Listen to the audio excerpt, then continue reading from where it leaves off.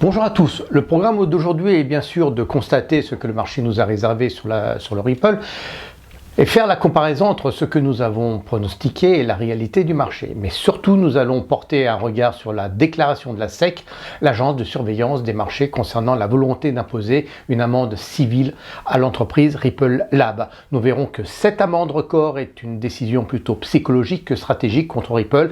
Et à ce jour, nous sommes toujours dans un momentum baissier et nous n'avons toujours pas encore pris de position sur le jeton. Nous voyons tout de suite pourquoi.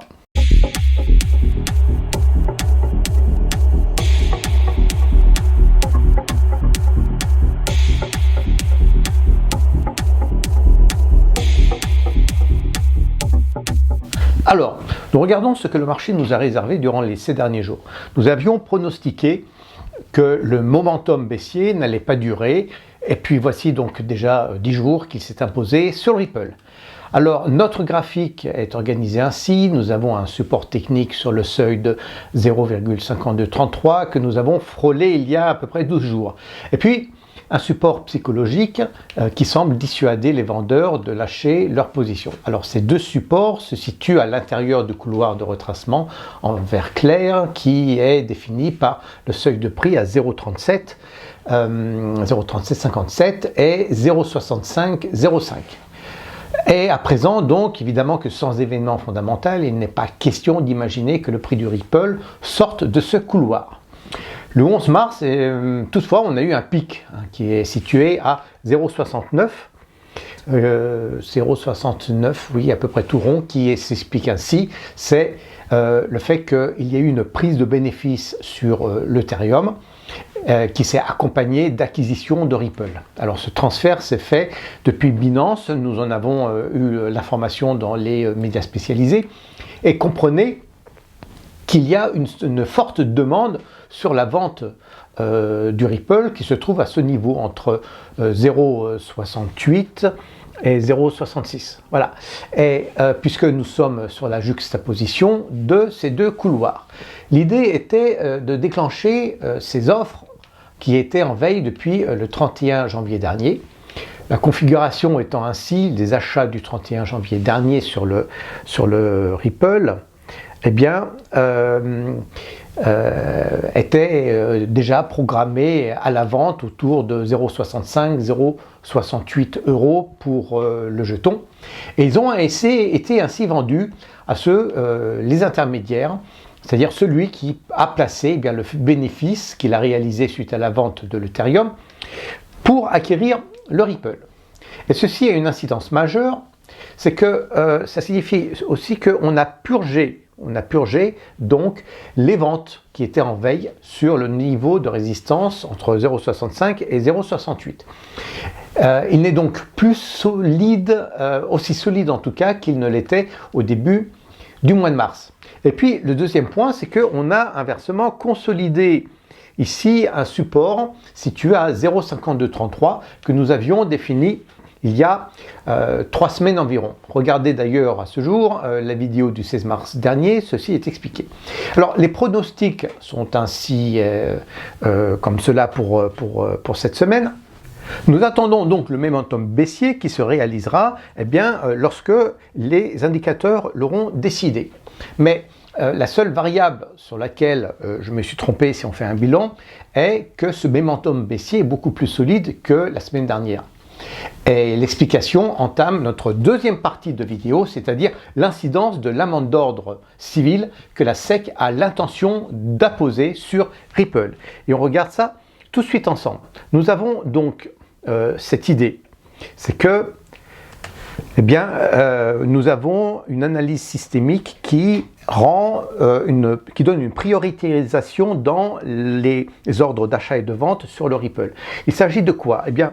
Il s'agit en fait de la posture sur le marché face aux requêtes de la SEC, c'est-à-dire on va dire le gendarme des marchés, qui se présente contre Ripple. Alors petit rappel, Ripple en 2012, qu'est-ce que c'est ? C'est une blockchain qui a constitué 100 milliards d'unités. Et qu'à ce jour, il y a 54 milliards 942 400, 54 milliards 942 millions 400 126 unités qui sont en circulation, et le reste, eh bien, est thésaurisé dans les mains de Ripple Lab. Et tout cela, donc, nous permet de comprendre que au 31 mars, c'est-à-dire hier, en session validée, eh bien, nous avons évidemment les presque 55 millions d'unités en circulation qui avaient en moyenne un cours à 0,6275, ce qui nous fait une capitalisation du Ripple d'ordre de 34 milliards et demi, à peu près.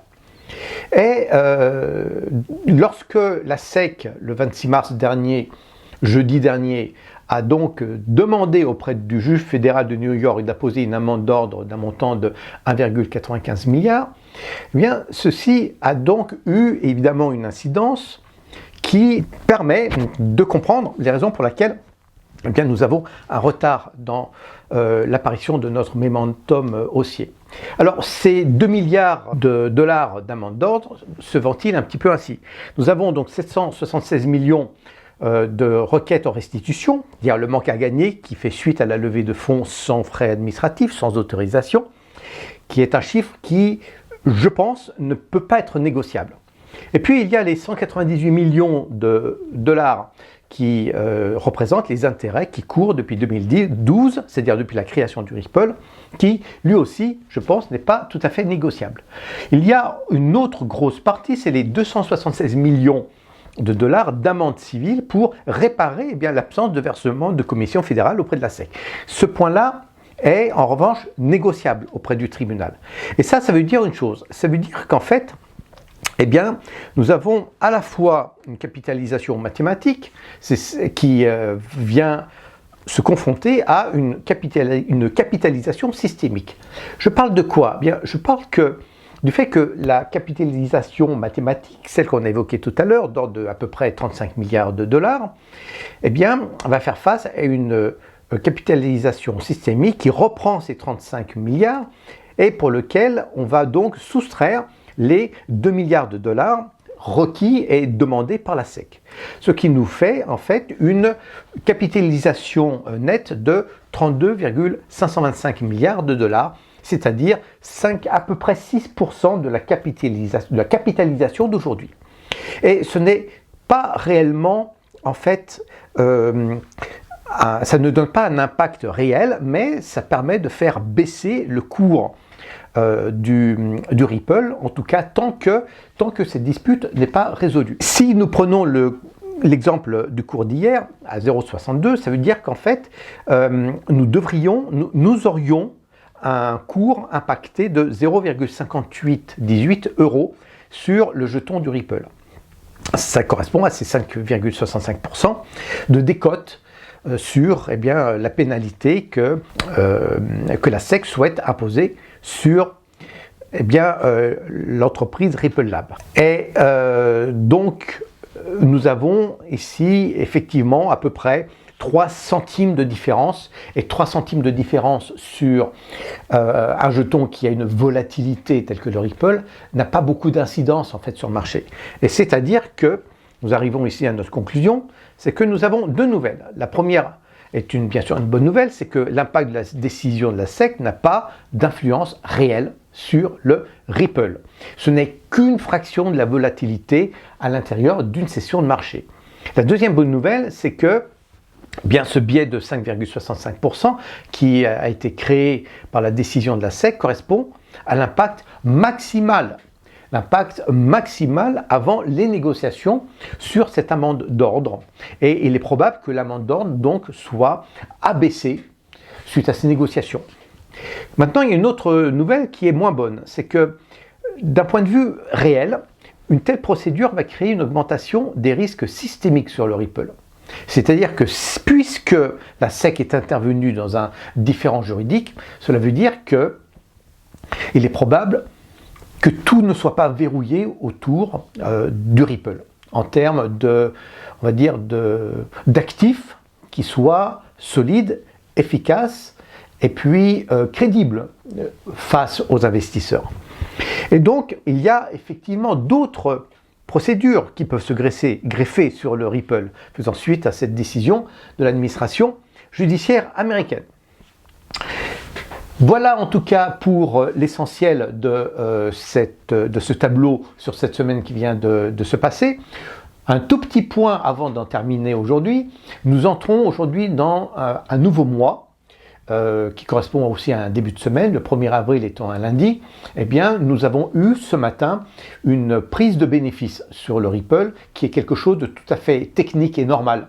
C'est-à-dire que nous entrons dans une nouvelle phase et il y a une certaine purge des positions qui sont logiques lorsque on détient des jetons, puisqu'il y a une demande de liquidité qui se fait en fin de mois ou début du mois suivant, et que cette baisse de 2 centimes sur le Ripple eh bien, a un rationnel qui conforte l'idée que nous entrons dans une nouvelle phase, la phase qui est énoncée dans ce mois d'avril. Voilà ce que je voulais vous dire pour aujourd'hui. Je vous souhaite une bonne journée. Au revoir.